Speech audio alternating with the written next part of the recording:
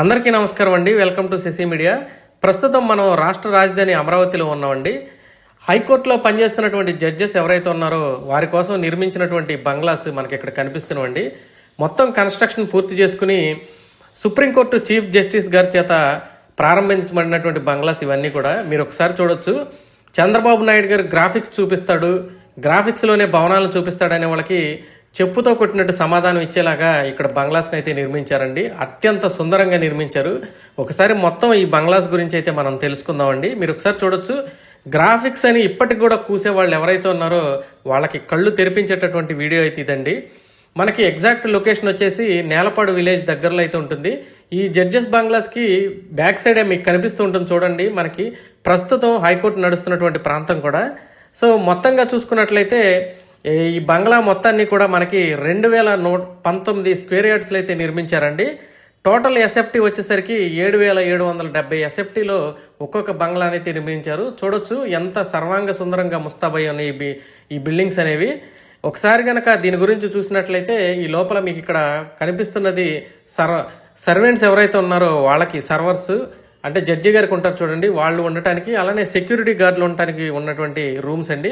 ఇక్కడ మీకు కనిపిస్తున్నది ఈ బంగ్లా జడ్జి గారు ఉండటానికి ఏర్పాటు చేసింది.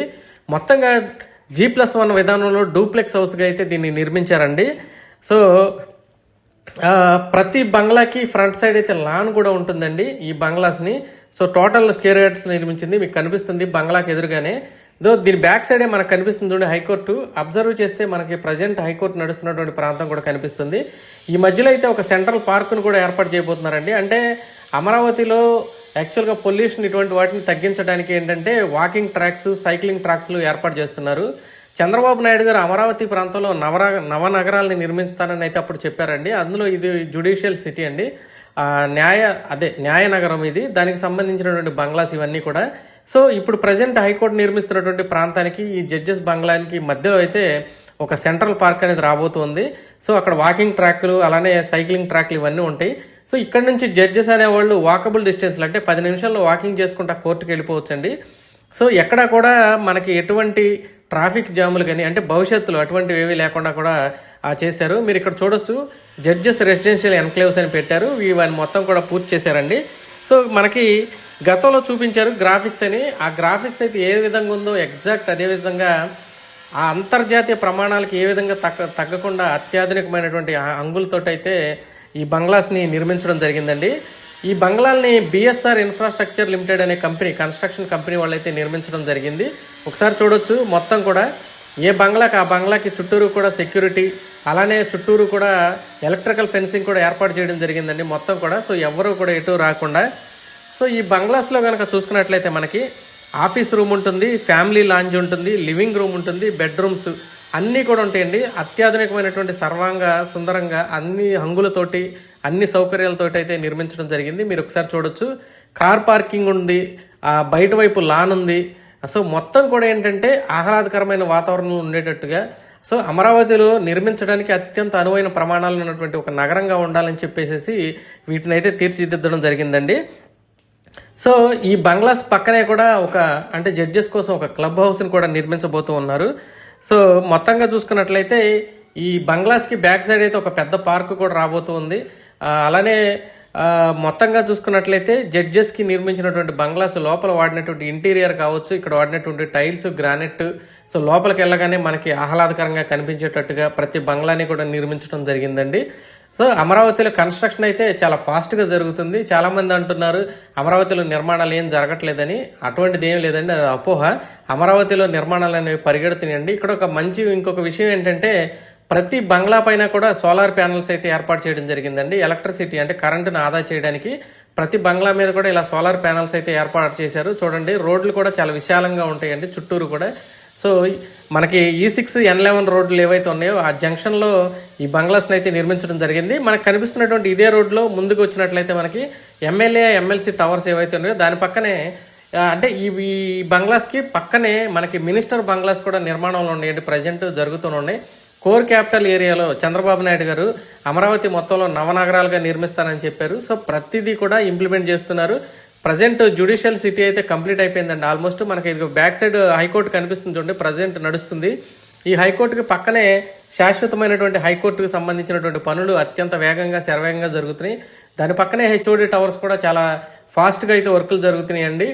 సో ఇక్కడే అంటే గవర్నమెంట్కి సంబంధించినటువంటి వర్క్స్ ఏవైతే ఉన్నాయో, గవర్నమెంట్కి సంబంధించినటువంటి బిల్డింగ్స్ అన్నీ కూడా అంటే వాళ్ళు ఉండటానికి కానీ లేదంటే వర్క్ చేయడానికి కానీ అన్నీ కూడా వాకబుల్ డిస్టెన్స్లో ఉండేటట్టే నిర్మిస్తున్నారు. దాని ద్వారా ఏంటంటే ఎంతో సమయాన్ని ఆదా చేయాలని చెప్పేసి చంద్రబాబు గారు ప్లాన్ తోటి చేశారండి. Anyway, I have some good news for you. And I'm sure the Honorable Chief Minister will not disappoint because he has never disappointed a legitimate request from the judiciary. One of the reasons which I thought that the mediation movement was slow in picking up, notwithstanding the fact that we have trained about 1,800 mediators in the last about 1.5 years, is because of the lack of incentive. What NALSA grants us on an annual basis is too meager an amount, 3,000 rupees for a successful mediation and nothing for an unsuccessful mediation. It doesn't really incentivize a mediator to put in his best. Honorable Chief Justice of Andhra Pradesh has rightly mentioned. He asked me, it is very less mediator's fee, 3,000 rupees. It is very difficult. Can you enhance 10,000? My people told me 10,000 all of a sudden more than 3 times. I said, if cases will be settled, 10,000 is not the issue. Immediately for every successful mediation, will give 10,000. Even unsuccessful mediation also will give 3,000 rupees.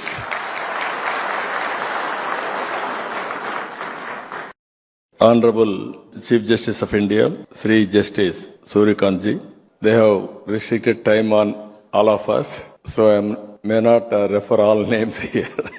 Honorable Justice Supreme Court, Honorable Chief Justice, Andhra Pradesh High Court, dignitaries and dais and friends. And also here, distinguished jurists, mediators, members of the board, delegates and friends.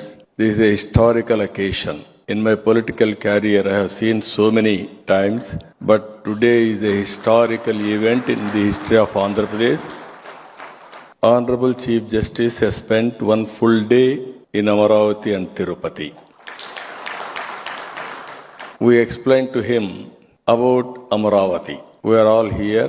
I am very happy on the dais.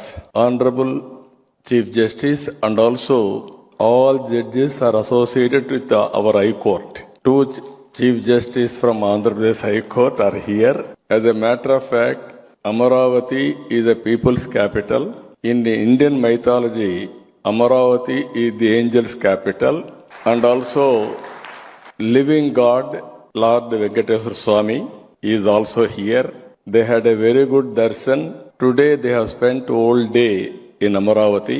I am assuring Honorable Chief Justice and also all Honorable Justice, even son of the soil, Narasimhangaru is here. And also Justice Bhattigaru, he worked in our High Court also, first High Court.